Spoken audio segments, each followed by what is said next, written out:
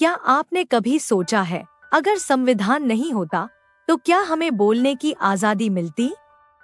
क्या हमें बराबरी का अधिकार मिलता? क्या हम अपने नेताओं को चुन पाते? शायद नहीं, क्योंकि संविधान ही वो ताकत है जो एक देश को दिशा देता है। और इस संविधान के पीछे है एक महान दिमाग, एक अटूट संकल्प। यह कहानी है डॉक्टर B.R. अम्बेडकर की और भारत के संविधान के निर्माण की। अंग्रेजों के समय भारत की सच्चाई। आजादी से पहले भारत एकजुट नहीं था। यह कई हिस्सों में बंटा हुआ था। अलग अलग रियासतें, अलग अलग कानून।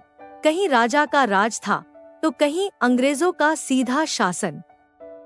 लेकिन सबसे बड़ी समस्या थी सामाजिक असमानता। जाति के नाम पर भेदभाव इतना गहरा था कि कुछ लोगों को मंदिर में जाने की अनुमति नहीं थी, कुछ को स्कूल में बैठने तक की अनुमति नहीं थी। और यही दर्द डॉक्टर B.R. अम्बेडकर ने बचपन से महसूस किया। आजादी के बाद सबसे बड़ा सवाल। 1947 में भारत आजाद हुआ। लोग खुश थे, लेकिन नेताओं के सामने एक बड़ी चुनौती थी। अब देश कैसे चलेगा? नियम कौन बनाएगा? सबको बराबरी कैसे मिलेगी? इसी सवाल का जवाब था कॉन्स्टिट्यूएंट असेंबली ऑफ इंडिया। यह एक ऐसी सभा थी जिसमें देश के महान नेता शामिल थे और जिनका काम था एक ऐसा संविधान बनाना जो पूरे भारत को एकजुट कर सके। अब अम्बेडकर जी को यह जिम्मेदारी क्यों मिली? जब संविधान बनाने की बात आई तो सभी की नजर एक ही व्यक्ति पर जाकर रुकी, डॉक्टर B.R. अम्बेडकर। क्यों? क्योंकि वे एक महान वकील थे। उन्होंने विदेशों में पढ़ाई की थी।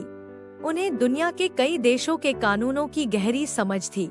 लेकिन सबसे बड़ी बात, उन्होंने खुद अन्याय सहा था, इसलिए वे जानते थे कि सही कानून कैसा होना चाहिए। उन्हें बनाया गया ड्राफ्टिंग कमेटी का चेयरमैन। संविधान बनाना सिर्फ लिखने का काम नहीं था, यह एक पूरी प्रक्रिया थी। 2 साल 11 महीने 18 दिन तक लगातार मेहनत, 300 से ज्यादा सदस्यों के बीच चर्चा, 7,000 से ज्यादा संशोधन, अमेंडमेंट्स। हर एक नियम पर बहस होती थी, हर एक अधिकार पर गहराई से विचार किया जाता था। इस दौरान डॉक्टर B.R. अम्बेडकर दिन रात काम करते रहे, कई बार 18 घंटे तक लगातार काम करते थे। उनका एक ही लक्ष्य था, ऐसा संविधान बनाना जो हर व्यक्ति को बराबरी दे सके। दुनिया से क्या सीखा गया? भारत का संविधान पूरी तरह नया नहीं था, बल्कि यह दुनिया के कई देशों से प्रेरित था। अमेरिका से मौलिक अधिकार, ब्रिटेन से संसदीय प्रणाली, आयरलैंड से नीति निदेशक तत्व। लेकिन इन सबको भारत के अनुसार ढालना, यही सबसे बड़ी चुनौती थी।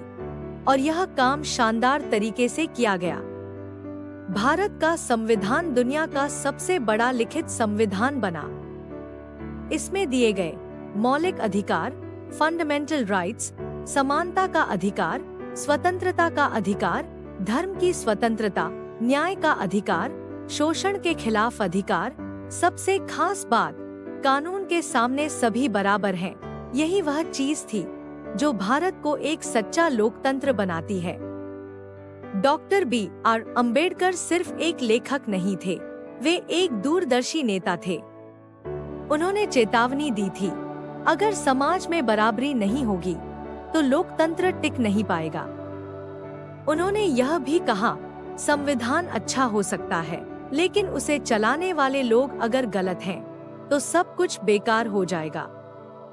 26 जनवरी 1950 भारत का संविधान लागू हुआ और भारत बना एक लोकतांत्रिक गणराज्य। यह सिर्फ एक किताब नहीं थी, यह करोड़ों लोगों के सपनों की शुरुआत थी। आज संविधान क्यों जरूरी है? आज भी अगर आपको अपने अधिकार पता है, आप अन्याय के खिलाफ खड़े हो सकते हैं, आप अपनी बात खुलकर कह सकते हैं, तो यह सब संविधान की वजह से है। सोचिए, एक ऐसा बच्चा जिसे स्कूल में बैठने तक की अनुमति नहीं थी, उसी ने एक ऐसा संविधान लिखा। जिसने पूरे देश को बराबरी का अधिकार दे दिया। यही है शिक्षा की ताकत, यही है संघर्ष की जीत। इसलिए आज भी उनका संदेश गूंजता है, शिक्षित बनो, संगठित रहो, संघर्ष करो। जय भीम।